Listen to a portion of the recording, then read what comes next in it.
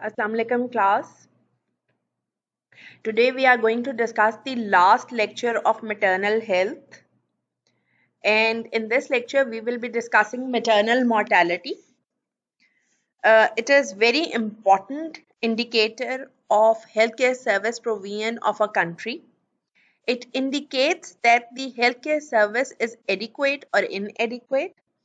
And unfortunately, Pakistan has a high maternal mortality rate as compared to the developed countries of the world. And government is putting lots of effort to reduce the maternal mortality. So the learning outcomes of today's lecture will be that we will be comparing global statistics. We will be doing a comparison between the maternal mortality rates of different countries, and we will be able to know that what are the reasons that the underdeveloped countries have high maternal mortality rates and the developed countries have low maternal mortality rates. Then we will be knowing that what are the major causes of high maternal mortality, what are other indicators which can be actually calculated to show the statistics of the maternal health, and what should be the possible solutions to reduce the maternal mortality in any country. Fine, so these are the learning outcomes of today's lecture. Moving forward, WHO says that more than 800 women die every day due to complications in pregnancy and childbirth. When we compare this death rate of pregnant females from 1990 to 2013, a dramatic reduction has been shown in the maternal mortality rates. In the early parts of the 1990s, the maternal mortality rate was very high, as you can see. But the efforts, combined efforts of WHO, UNICEF, and other developed countries have shown a tremendous decrease in this count, and almost half of the maternal mortalities are reduced as compared to the statistics of 1990. Today, 44% of the reduction have been marked when we compare the rates of 1990 to 2015. We do not have the statistics which are which represent the data of 2020. The latest I can get the statistics were of the 2017. As you can see that almost about 303,000 deaths of the mothers have been reported in the year of 2015. And when we compare it with the 2017, there is reduction, but marked reduction has not been observed. So annually, more than 300,000 maternal deaths occur globally, and half of these world's deaths occur in the developing countries and the underdeveloped countries. And in those countries, majority of the deaths remain undocumented. So it is estimated that even they have the high maternal mortality, but this does not show the actual representation of maternal mortality, because in these countries, the data representation and reporting of death is not adequate. So you can very well imagine that the maternal mortality rates are much higher in the developing countries as compared to those rates which are documented in the WHO and the worldwide. WHO says that in 2015, it was estimated that 216 women died for every 100,000 live births. And WHO has made a target that this number should be reduced to less than 70 by 2030. It means that one of the goal of sustainable development goals is the reduction of maternal mortality to less than 70 deaths for every 100,000 live births, which will be a major mark on the healthcare service provision, because if we will be able to reduce this number to less than 70, it means the healthcare sector has shown a vast increase in the healthcare service provision to the to those females which were in dire need of getting these services. Fine. So when we compare the Southeast Asian region, I'm sorry for the poor quality of the graph, but I was unable to find any other to show the comparison. The green line shows the maternal mortality rate of Pakistan, and the pink shows the maternal mortality rate of Afghanistan. As you can see, the Afghanistan has the highest rate of maternal mortality in 1990s, but still when we compare it with the other countries in the Southeast Asian region, still the Afghanistan has the highest maternal mortality. There were many reasons, political reasons, geographical area, no access of pregnant women to the healthcare service provision. There were not trained staff, trained birth attendants, LHVs and LHWs were not trained adequately. So they still have a higher maternal mortality rate. The Pakistan had a high maternal mortality rate in the early 1990s and it has shown steady decline. But still, when we compare it with the other countries, we have a higher rate. The best rate has been predicted by the Sri Lanka, which has a very low maternal mortality rate as compared to the other Southeast Asian regions. So, actually, between 2000 and 2017, the maternal mortality rate has dropped by 38%, but still, the 95% of all maternal deaths occur in poor countries. And in these 94% of the deaths, majority of the deaths occur because of the adolescent pregnancies, and we can counteract them by increasing the skilled care provision to these females by training the doctors, by training the trained birth attendants, LHVs and LHWs, and by improving their access to the healthcare services, we can reduce maternal mortality rate. Pakistan has a high maternal mortality rate. According to WHO, the current statistics of 2019 shows that the maternal mortality rate is 170 per 100,000 live births. But this value varies from 93 to 320. And it has been estimated that the 93 deaths per 100,000 has been reported in the developed parts of the country. For example, the major cities Lahore, Karachi, Rawalpindi, Quetta, etc. These have the lower maternal mortality rates, but the higher maternal mortality rates of 320 deaths of mother per 100,000 live births have been reported where the access is poor. And many areas of Fata and Balochistan have shown higher rates according to the estimation of WHO. Fine.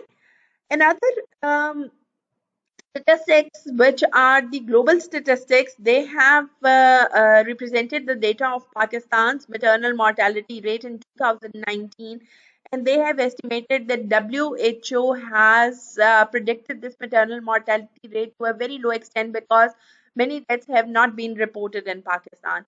And according to global statistics, in 2019, still Pakistan has 400 deaths of mother per 100,000 live births.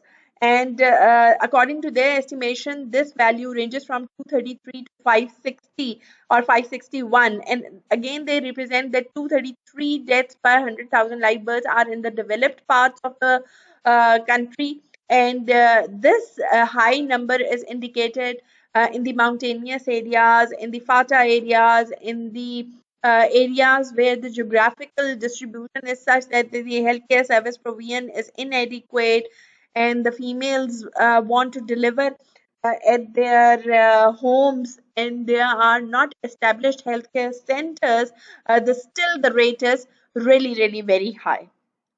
But for international comparisons, we always predict what WHO has predicted for a country. So I think I must say that 170 is an acceptable number when we compare it to the 400 or 401 maternal mortalities per 100,000 live births. So, the death of the mother has a great impact on the society. This lady who has died is actually unacceptable. Her death is unacceptable because the healthcare service provision could save this lady, and it was unexpected that the mother should die during the process of childbirth or any complication related to pregnancy or the puerperium time period. The death of the woman also affects their children, and they are deprived of good nutrition. If we compare the school enrollment rates of those who have their mothers residing with them and those who have dead mothers, is shows a drastic reduction in the school enrollment rate of the children and the survival rate of the children. And overall, the death of the women during childbirth affects the family and the community and also the country as well, because there is loss of productivity, loss of human resource, and the death of one mother affects the whole family, whole community, and whole country. So every death of mother should be counted, and measures should be taken to reduce these deaths. How do we define maternal death? The maternal death is defined as the death of the women from any cause related to or aggravated by the pregnancy, childbirth, and in the postpartum period. It means that whenever we are concerned with the maternal deaths, we have to count the deaths which have occurred during intranatal period, during antenatal period, and during the postnatal period as well. So all the deaths will be calculated when we will be calculating maternal death, except any incidental cause or any accidental cause. So, for example, if a pregnant lady dies because of the road traffic accident, then her death will not be counted with the maternal death. Only the obstetrical causes and the causes which are related to her delivery and in the postpartum period will be counted as the cause of maternal death. While calculating the maternal death, as I have already shown you that there is discrepancy in the data of different resources. Why the data is different? Because 88 countries in the world lack complete data, and Pakistan is one of those countries which do not project the complete data, because the all the deaths are not reported in Pakistan. All the maternal deaths are not reported in Pakistan. Pregnancy is not reported in Pakistan. Fine. So there are 27 countries which do not generate data at all. So we cannot predict that what is their maternal mortality rate, and only 65 countries have complete data. So almost over 80% of all the births occur in the countries where the maternal causes of death data do not exist or it is incomplete. So whatever we project worldwide or globally are the rough estimations by the WHO. Why there is difference in the maternal mortality, or what is the major cause of maternal mortality in different countries, is that there all those countries where the health care provider do not have access to the pregnant ladies, or those ladies who require healthcare service provision during antenatal period, intranatal period, and the postnatal periods, these healthcare providers cannot have an access to help them.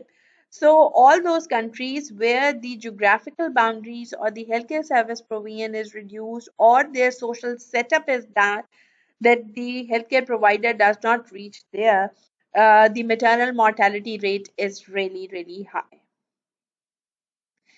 Maternal mortality rate in true terms is actually a ratio, and you all know that in ratio we compare the two components where the numerator and denominator are not really related to each other. So, in true sense, we calculate the maternal mortality ratio for international comparisons, where the numerator is the total number of maternal deaths, the denominator is the total number of live births.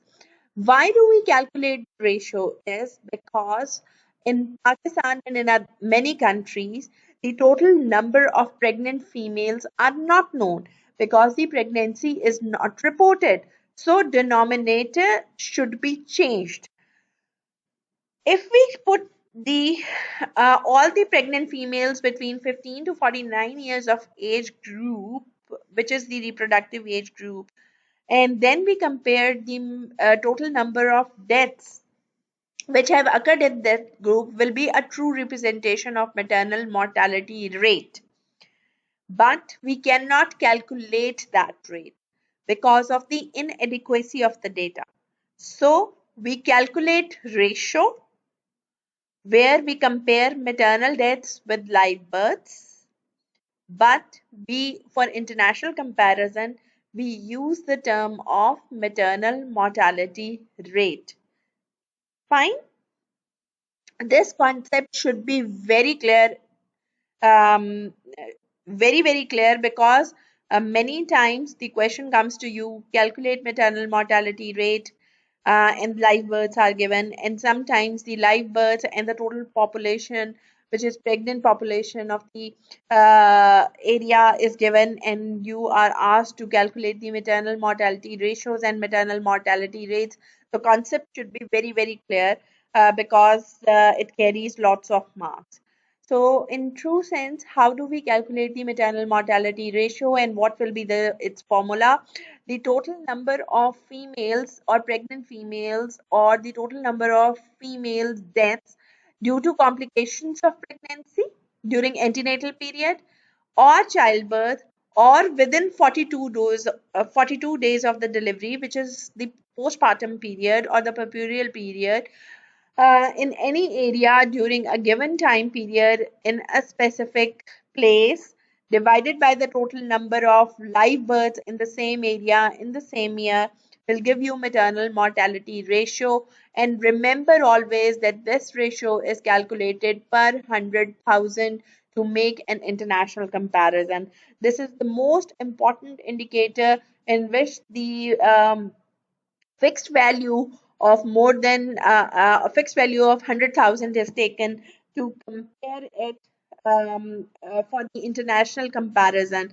Why do we take it in 100,000 and not in 1,000? Because there are many countries in which the maternal mortality ratio is less than 1, and we cannot present it in per thousand live births. So we take a bigger denominator and we compare the maternal mortality rates into 100,000 live births. So, as I have already mentioned, in true sense, the maternal mortality rate will be calculated when all the maternal deaths will be taken in the numerator and all the pregnant females of the reproductive age group are taken in the denominator. Then it will be a true representation of maternal mortality rate. And when the denominator is changed with the live births, it will be a ratio. But for international comparison, it is misnomer that we call ratio as a rate. So the formula of maternal mortality rate will be total number of female deaths due to complications of pregnancy, childbirth, or within 42 days of delivery in a specific area in a specific time period, divided by the total number of women of reproductive age group in the same area in the same year, into again 100,000. Say you have to compare it with the 100,000. Per 100,000 rates are generated. Ideally, it is said that all the deaths which have occurred in the pregnancy, irrespective of any cause, will be calculated as pregnancy related deaths. For example, if a pregnant lady dies because of a road traffic accident or a bullet injury, the death of that pregnant lady will be calculated in this indicator, and this indicator will be known as pregnancy related deaths. Fine. What is the difference between maternal deaths and pregnancy related deaths is that in maternal deaths, you calculate all the deaths which have occurred during pregnancy or during intranatal period or in the postpartum period, and the incidental causes or the accidental causes are eliminated from the maternal deaths. Fine. So again, in pregnancy, the antenatal, intranatal, and postnatal period will be included to calculate the pregnancy related deaths. But the difference between the two is that in pregnancy related deaths, any cause which is causing the death of the lady will be included into pregnancy related deaths. But the calculation of maternal deaths, you will not include any incidental cause or accidental cause. For example, if a pregnant female has a fall and she dies because of brain injury, she will be included in pregnancy related deaths, but she will not be included in maternal deaths. Fine. And the late maternal deaths extend after 42 days of the puerperium up to 1 year of the childbirth. These are known as late maternal deaths. But the most important significant indicator which reflects the healthcare service provision to pregnant ladies is the maternal death. So we will be targeting more of the emphasis on the maternal deaths, and we will not be discussing these in detail.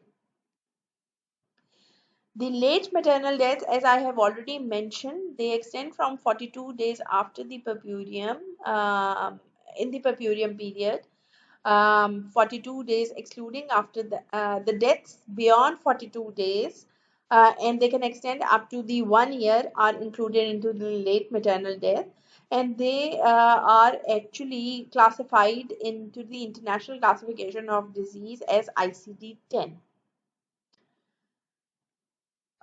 Pregnancy related deaths, I have already mentioned that all the causes of deaths, whether they are obstetrical causes or they are not obstetrical causes, will be included in pregnancy related deaths.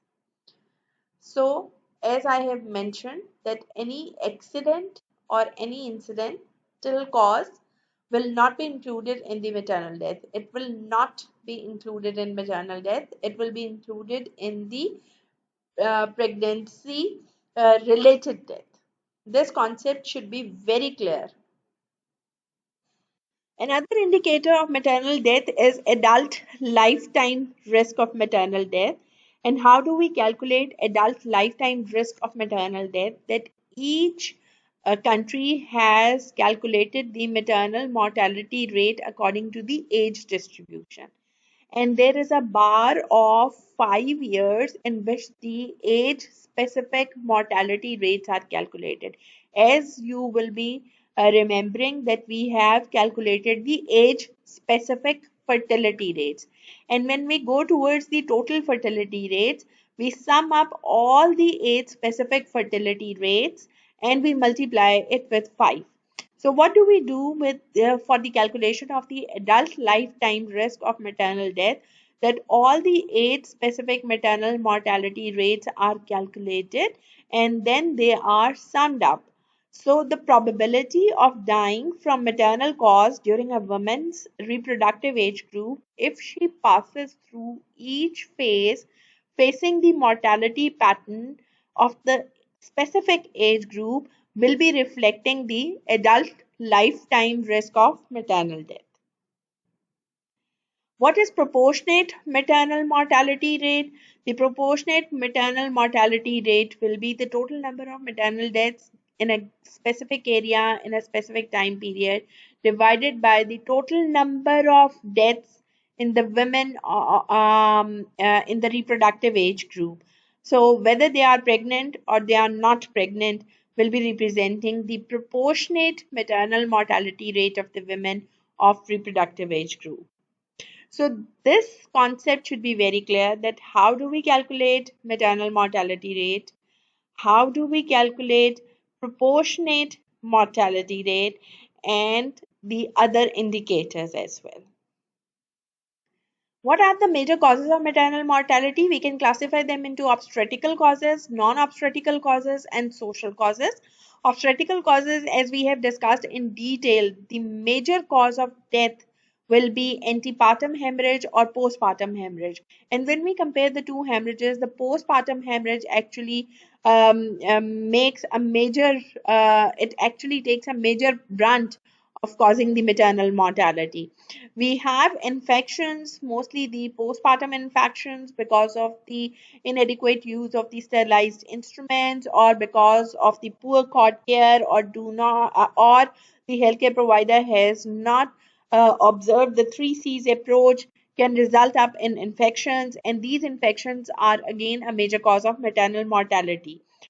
Obstructed labor, delayed labor, in which the delay in decision and delay in transportation and delay in the healthcare setups is basically a major cause of maternal mortality. And by observing the three delay model and adequately addressing it, we can reduce the maternal mortality with the obstructed labor. Another cause of maternal mortality is toxemia of pregnancy, and the toxemia of pregnancy is labeled as eclampsia of the pregnancy. You all know that pregnancy induced hypertension, which is more than blood pressure of more than 140 by 90 millimeters of mercury during pregnancy, is known as pregnancy induced hypertension. If it goes uncontrolled and results in proteinuria, which is detected on urine examination, and headache, and sometimes the blurring of vision and edema, it shows that the pregnancy induced hypertension is moving towards preeclampsia. And if the preeclampsia is not managed adequately, it can result in fits, and it can result up in death of the mother. The fits, if they are associated, and the convulsions, if they are associated with pregnancy induced hypertension, the condition is known as eclampsia, and the other name of this condition is known as toxemia of pregnancy.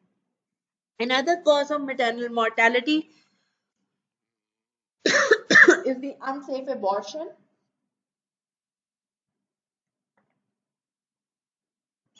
As I have already mentioned, that majority of the females in Pakistan opt for home deliveries, and if they do not want to continue their pregnancy, they go for abortions at home, and the local dais who are not trained for this purpose, they can actually introduce infections, and this results in unsafe abortions and a major contributor of the maternal mortality in Pakistan. Moving towards the non-obstetrical causes, anemia is a major cause. Almost 76% of the Pakistani females who report in pregnancy to antenatal care are anemic, and sometimes their hemoglobin level is so low that they need immediate intervention. Government of Pakistan has supported the supplementation of iron to all the pregnant females, and the iron supplementation is available free of cost to all the healthcare centers, even the basic health units, and the community health workers provide these iron supplementations during their home visiting with the booked cases. The other non-obstetrical cause is the associated disease. For example, the pregnant female has associated tuberculosis, she has any hepatic disease, she has associated malignancy, she has associated cardiac defect, or renal disease, or diabetes, which can end up in maternal mortality if they are not treated adequately.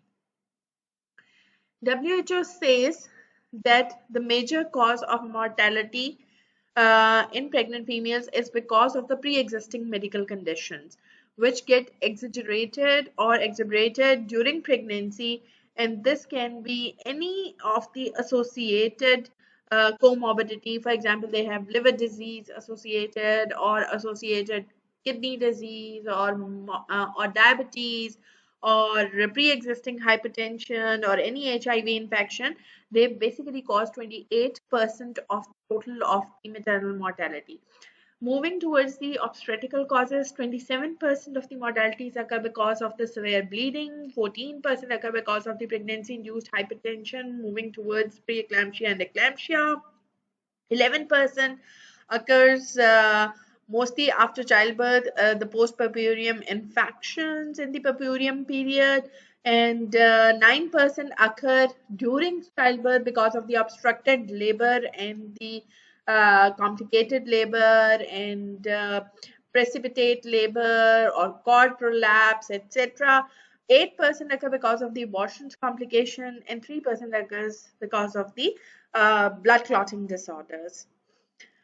So another distribution again showing the causes of the obstetrical and non-obstetrical causes, but this pie chart shows that there are 20% of the deaths which occur because of the indirect causes, and these 20% are because of the social causes, which causes high maternal mortality rate.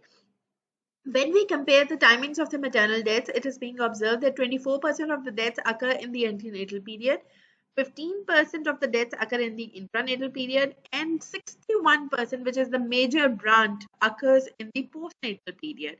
And if these 61% of the deaths are dissected further, it is seen that majority of these deaths occur within 24 hours of the childbirth. It means the intranatal service or the intranatal healthcare service provision is inadequate, which results in major bleeding or infection in the postnatal period, which causes high maternal mortality during this phase. So, what are other causes and the social determinants of the maternal mortality? Number one is age at childbirth. You all know that the adolescent pregnancy is associated with complications and it can end up in maternal mortality. Usually, it is seen that less than 18 years of age, pregnancy ends up in maternal mortality and morbidity. And if the age is more than 32 years or 35 years, both ages are suggested. And ideally, they said that if the age increases more than 35 years of age, it increases the chances of maternal mortality. So both the extremes of the age are important contributors towards the maternal mortality.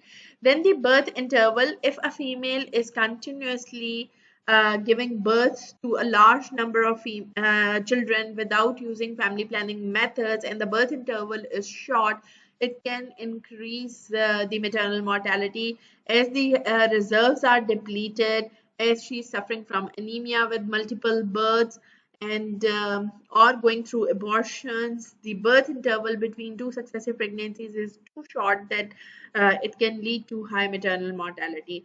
High multiparity, high parity or multiparity is again another cause of the maternal mortality. If the mother is malnourished, her reserves are depleted, she is having anemia, it can end up in maternal mortality. Poverty is another indirect cause, and poverty, because of poverty, the females are not given education, and they are not given autonomy. They are not earning. So these are indirect cause of maternal mortality. It has been estimated that as the females increase their education, they become more independent, they reach the appropriate age group for marriage and having pregnancy, they become more autonomous, they are socially productive, they are productive for the country, and they earn. So they can take decisions about their fertility pattern, the number of children, and the use of contraceptive method. So lack of education is one of the most important factor on which the WHO and the other health agencies uh, uh, give more emphasis, that the education should be increased, and this is one of the social determinant on which, when we will target, we can reduce the maternal mortality. Then cultures and belief, definitely some in some areas, the religion, the culture says that the pregnant lady should not seek advice from the male doctor, and she should deliver at home, she should not go outside, so the evil eye can affect her, uh, usually affect their healthcare service provision behavior, and they can be a cause of maternal mortality. Fine. Then lack of maternity services in those areas where maternity homes are not established, where the trained birth attendants, LHVs, LHWs, and other doctors are not available, where equipment is not available, or the ambulance services, or the services for the cesarean section or blood transfusion is not available. These type of lack of maternity services can end up in high maternal mortality if the female needs emergency obstetrical care. Fine. Poor environmental sanitation, again, one of the cause of the maternal mortality, but its role is really low. But it is said that during intranatal period, if the environment is not clean, if the hands are not clean, and the cord cutting is not kept clean, it can end up in infections and can end up in death. And non-availability of transport and bad roads, we have discussed that three delay model is one of the major determinant of maternal mortality as well. So how do we calculate the maternal deaths data, and from where do we get it? The civil registration system, the NADRA system, the death system, the death registration and the birth registration system can give us the data for the maternal deaths. We can conduct household surveys. We can do verbal autopsies where the deaths have occurred of the maternal, of the pregnant ladies, or during childbirth, or in the postpartum period. We can do a detailed analysis that why this particular death has occurred. Census can tell us that how many number of females are dying, and reproductive age mortality studies can be conducted, which will improve our data for international comparisons. Why do we want to collect this data? Because we want to design better interventions. We want to devise better programs, because we want to reduce the maternal mortality, and we want to save every mother from death, because we know that the whole family and the country gets affected if a single mother dies. How the solution to reduce the maternal mortality actually starts with, it starts with the political will. The government should actually target the record of deaths, so we actually know that what is the exact number of maternal mortality, or what is the actual number which represents the state of our country. The government should improve the healthcare service provision. The doctors should be trained, community health workers, TBAs, LHVs should be trained. Then the health sector should be given adequate budget, and the healthcare service provision should be enough that we cater the emergency obstetrical care services at the basic health unit and rural health center. Currently in Pakistan, if emergency obstetrical care services are required, the first referral point is Tehsil Headquarter Hospital, where a gynecologist is present, and the neonatologist is not present there in Tehsil Headquarter Hospital.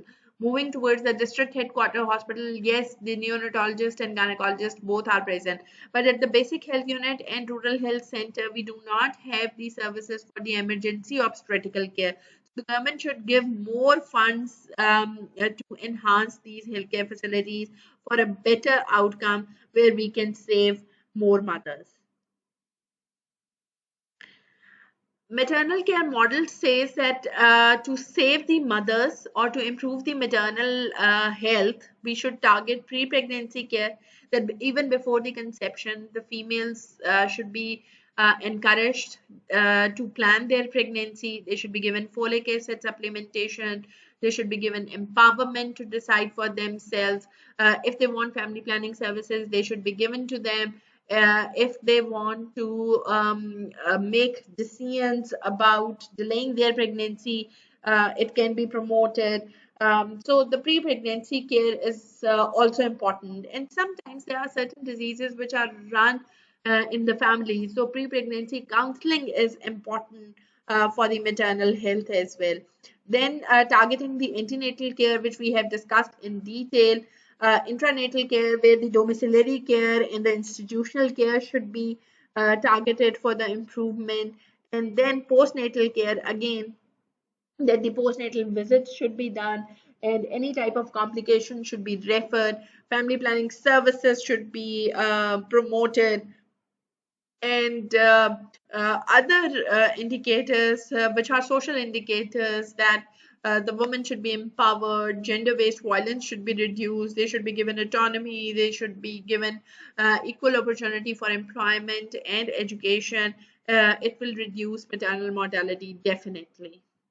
And the most important thing is that the couples should be targeted, and the males should be included in the whole process of planning the pregnancy and going through the pregnancy. Another approach is life cycle approach. It says that for female child, the care should be started from infancy, and they should not be deprived of their rights. They should be given adequate nutrition. They should be given adequate services for education, and breastfeeding and weaning should be promoted. Better services for weaning should be promoted. Then they should be targeted in the preschool age, where the vaccinations should be given to her. And then in school age, by targeting the adolescent health and preparing them for the adulthood. In the adolescent age, the vaccination status, and telling them about the contraceptive methods, telling them to avoid the teenage pregnancy should be targeted. Their health should be improved by giving them the supplementation. If they have menstrual problems or any case of any other problem, it should be targeted here, and they should be treated.